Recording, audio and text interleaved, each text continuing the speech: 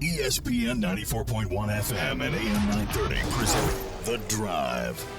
Winner of the 2024 West Virginia Broadcasters Association Excellence in Broadcasting Award for Best Talk Show. It is Tuesday, October 1st. Your drive begins now. A little bit late on ESPN 94.1 and AM 930. Game 1 is a final. Detroit beats Houston. The wild card begins in exciting fashion. So Detroit up 1-0 in that series. We'll have continuing coverage tomorrow right here on ESPN 94.1 and AM 930. So we're here until 6 o'clock.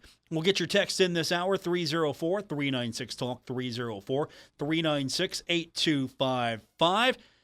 4 chances for you to win tickets. More chances today. We've got a 4-pack of tickets to go see the Herd take on Appalachian State. That is coming up on Saturday, 3:30 kick. We'll have that game for you right here on ESPN 94.1 and AM 930. Had a chance earlier today to head over to Marshall and hear from head coach Charles Huff as he gave some of his thoughts on the upcoming game against Appalachian State. And, of course, talking about some of the challenges that the Mountaineers present. Also, we talked a little bit about J.J. Roberts and A.J. Turner. Those two have been crucial to Marshall's success this season, so we'll just dive right in. First up, Coach Huff talking about the challenge of facing Appalachian State. It's a team with a lot of history and a lot of talent. Extremely challenging opponent this week with a lot of history, not only in my tenure, but well beyond that, all the way back to the old SoCon days. Extremely talented group. Preseason favorites to win the conference by a lot of the publications and evals that are done with some extremely talented players. Coach Clark and his staff do a great job. Obviously, Coach Clark being from this area, he's very aware of the tradition between these two schools.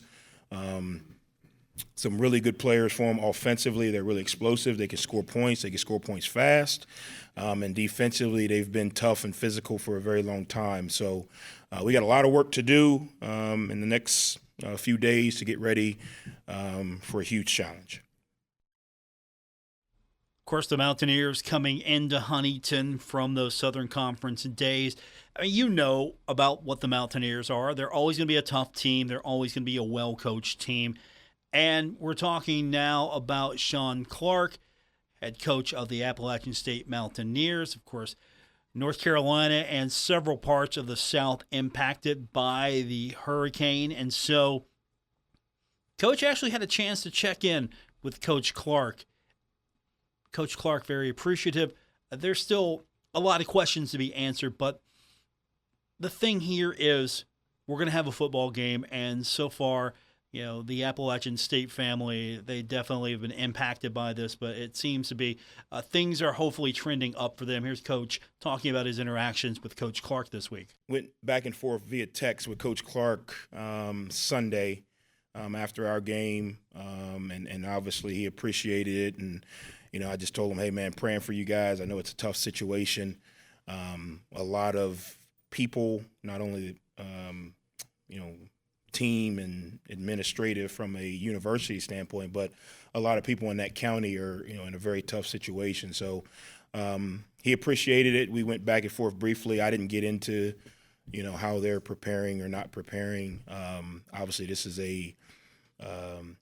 an opportunity, in my opinion, for a football team to come together. You know, so that's kind of how we would approach it. So I'm assuming that's how they're approaching it. You know, it's an opportunity for them to come together and give a little bit of joy, you know, to the Boone community for, you know, a few hours on a Saturday afternoon. So I expect it to be something they use, you know, to kind of, you know, why we play for our community. You know, a lot of people are without, you know, and a lot of people there love that university, very similar to Huntington. And, you know, for 3.5 hours, they get a chance to bring them a little bit of joy, or at least a mental relief from what's going on, you know, daily there.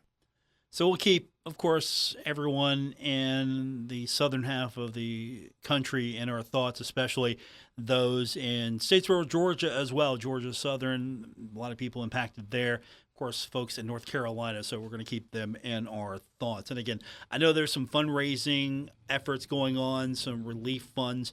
Again, check all of the official accounts. Make sure that if you're going to donate to the official account links, whatever they put up. So if Marshall puts something out, you know that's a good link. Also, if the Sun Belt, Appalachian State, just keep your eye on some of those scams. I don't think we need to say that, but I'll still say it anyway. There will be people trying to take advantage of this situation. So if you want to contribute, you want to be someone who can help out. If you can donate monetarily, there are some options for you. And if you can, of course, go down and assist in any way possible, there are some opportunities out there for you as well. So we'll keep everyone in Boone and Statesboro, Georgia, and everyone else impacted by this in our thoughts. Now, one thing that is certain, Marshall's got a standout player in J.J. Roberts. He was named Defensive Player of the Week in the Sun Belt. So outstanding performance. He showed out against Western Michigan, and Coach Huff praised J.J. Roberts. Even said to one point he kind of liked to spread some of those tackles around a little bit, but he had high praise for Roberts. I'm really excited, really happy for JJ. He's been a young man. Obviously, this area of the country means a lot to him. His family has a huge presence in this region. He has a huge presence in this region. He's been phenomenal since the day he stepped on campus. He is a leader. Obviously, he's a phenomenal player. I don't want to see him continue to get 15 tackles because he plays safety. I'd like that to be spread out a little more. But I think it just shows his athletic ability. He's all over the field. Some of those tackles are in the backfield, so you can't really fault him.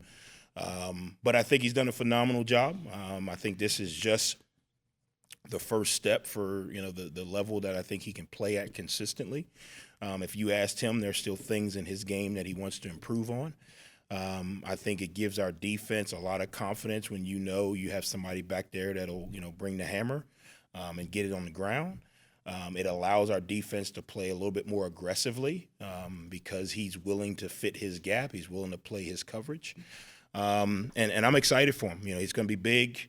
It's going to be a huge challenge this week because obviously when you talk about receiver play, you're talking about the back end. So those guys are going to be, challenged this weekend. When J.J. Roberts found out about the award, at first he wasn't even sure that he would win the award, but he talked about how grateful he is for being named Sun Belt Defensive Player of the Week. The first thing that I did was, I thank God, that was the first thing that I did. My brothers told me, they were like joking around after the game. They were like, "Oh, you might get Player of the Week." And I'm like, "Nah, I'm not gonna get it." And then when I got it, I was like, "Oh wow, that's a God thing." So I was just really grateful that they decided to give that award to me because I'm sure there was other players that had great performances as well. So I'm sure there were some great performances in the Sun Belt this week. I don't think anyone had a game like J.J. Roberts did. He definitely was everywhere. The ball was, J.J. Roberts was. Couple more from Coach Huff, and of course, then we're going to open our text line 304-396-TALK, 304-396-8255. When we continue, we'll hear more from Coach Huff on this abbreviated edition of The Drive, ESPN 94.1 and AM 930. Hey, Tri-State, there is a place to shop at. The Huntington's Peddlers Mall is now open in the historic Central City District in Huntington. Over 200 vendors specializing in vintage antiques, home decor, furniture, collectibles, new mattresses, and everything in between. Peddlers Mall, located 800 14th Street West in Huntington. It's the place to go. Open 7 days a week. Visit anytime. Check out the website, peddlersmall.com, for more information. It's the Tri-State place to shop, Huntington's Peddlers Mall. Are you tired of the blazing sun beating down on you while you drive? Well, say goodbye to heat and glare with ProTint, your Lumar Formula One tint installer. ProTint's premier window tinting not only keeps you cool and comfortable, but also protects your vehicle's interior from fading and cracking. ProTint guarantees a flawless installation every time. Choose ProTint for a sleek, stylish look, unbeatable UV protection, and customer service. Visit WV ProTint on Facebook today. Stalwart Insurance is the name for insurance in the tri-state. They are committed to delivering tailored benefit solutions with thoughtful, strategic planning with valuable professional services. Stop by or call Stalwart Insurance for your homeowner's insurance needs. Stalwart Insurance is located right beside Kenny Queen Hardware on Route 10 in Barbersville. Call Stalwart Insurance anytime at 304-552-3883. That's 304-552-3883. Or visit them online at stalwartinsurance.com. Hey, it's Lex and Terry, K&B Pest Control, locally owned and operated in Huntington, West Virginia, serving the tri-state. Man, these guys are great. They do residential and commercial, indoor, outdoor, free estimates. These guys are the best, I'm telling you. This is when the critters come out. High customer ratings, satisfaction guaranteed, large fleet, crew, meaning same-day appointments, and quick service. All you got to do is pick up your phone and call Patrick, the owner. Okay, that's what you got to do. Or Becca. They're standing by to take care of you guys. It's KNBPestControl.com online, and give them a call, man. They got a great Facebook page. Go ahead and like it. They got a phone number. We'll give you that. Why not? It's free. 304-523-4281. Or go to KNBPestControl.com. They will tell you what everything looks like, what you're looking for, if you're getting a pest problem, and get on top of it. They're the best. Make sure you call Patrick once again, who is very passionate about his pest control, or Becca. K&B Pest Control. They'll kill for your business. Trust the guys with over 40 years of experience at K&B Pest Control. Hey Tri-State, Frank's Place is where friends hang out with friends. Stop on by for happy hour from 4 to 6 p.m. and a lot of daily specials. It's that time of year again, football season. Frank's has you covered from Marshall, WVU, the rest of college football to the NFL. First responders, stop by Frank's Place and check out the specials they have for you. Frank's Place, located at the River Place Plaza, next to Fratelli's. Check them out on Facebook for weekly updates and specials. Frank's Place, your home away from home. This is The Drive with Paul Swann on ESPN 94.1 FM and AM 930.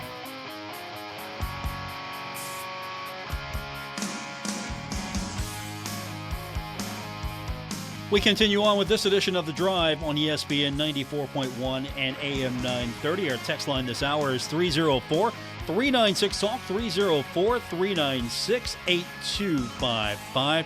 We're going to get into that in just a minute. We're hearing from Coach Huff. Spoke earlier today as the herd getting set for Appalachian State.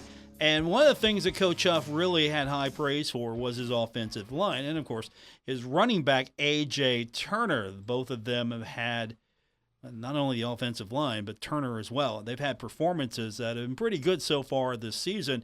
Here's what Coach Huff had to say about both his O-line and, of course, A.J. Turner. Yeah, I think, I think our O-line is doing a really good job, and I commend them every week, and then I tell them, okay, you got to do it again.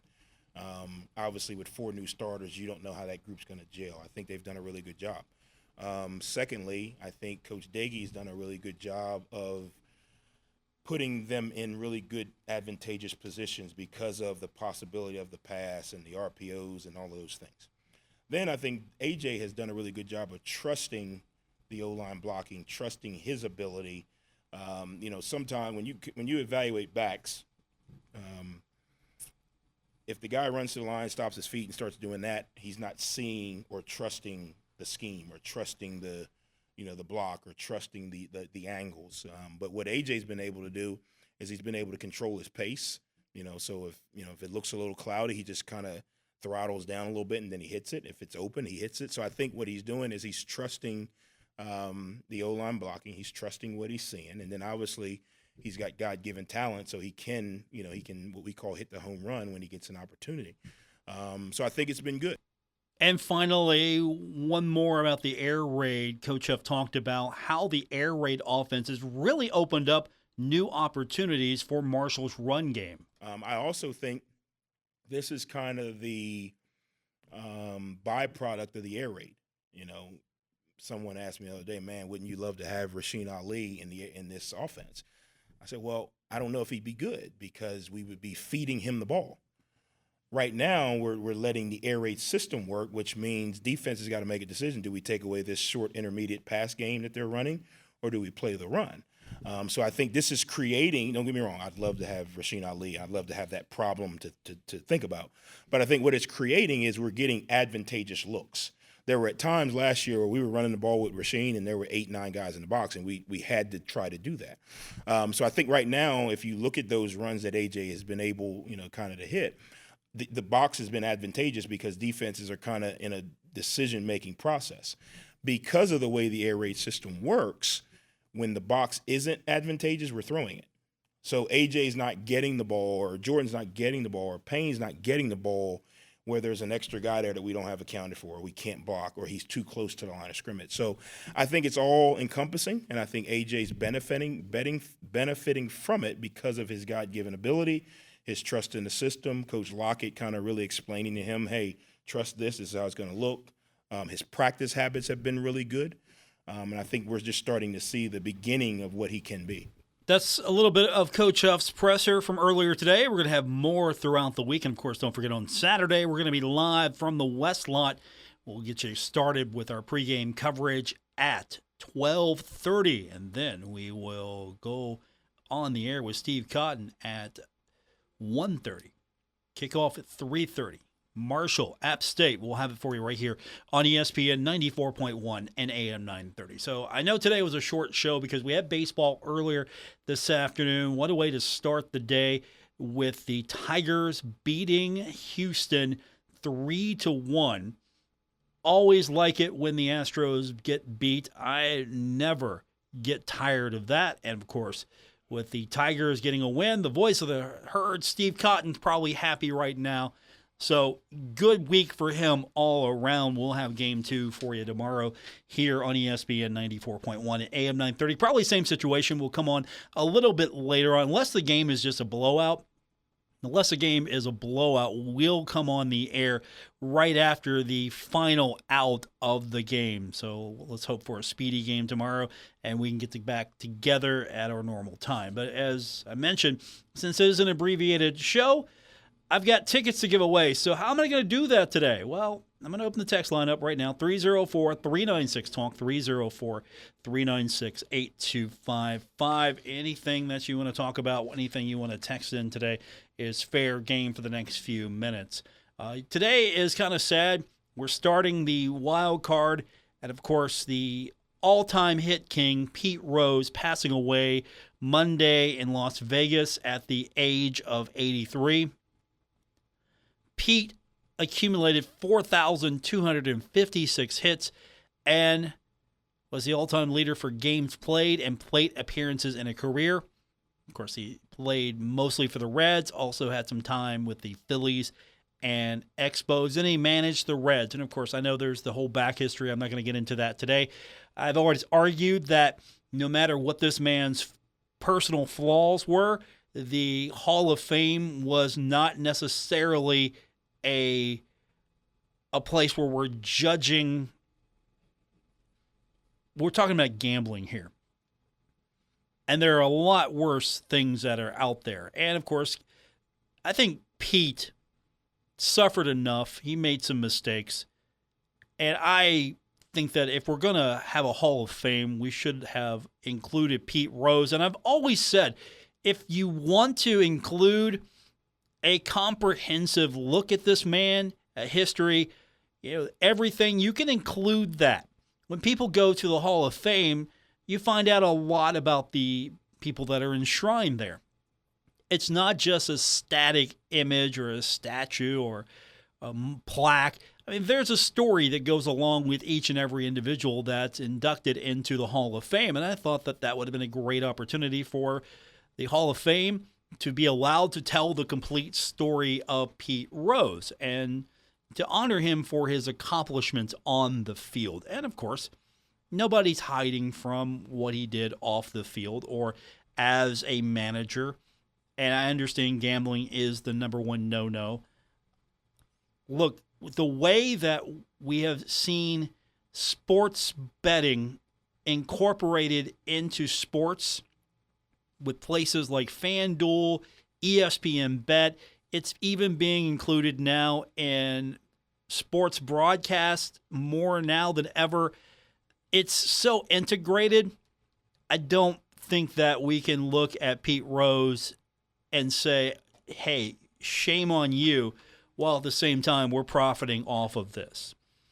Different time, I guess, different generation, but the all-time hit king, Pete Rose, passing away Monday in Las Vegas at age 83. One of my favorite baseball players. And probably one of your favorite baseball players as well. Texture says, Paul, Rose should be in the Hall of Fame, no doubt about it. Go Herd and beat those other Mountaineers. Hey, look, they're the Mountaineers. Both of them can share the name. I remember one time when Appalachian State came to Huntington, and then Ricky Hazel, the sports information director, I think tabbed them the real Mountaineers and really got it stirred up, as Ricky was known to do. So it doesn't matter. They're all the Mountaineers to me. Appalachian State, West Virginia. Beat Appy. That's all I got to say. And that's going to do it for this edition. Thanks for tuning in. Again, abbreviated edition. Baseball, a exciting conclusion to Game 1. Detroit getting the win over Houston. We'll have Game 2 for you tomorrow, and then we'll have the drive Thursday.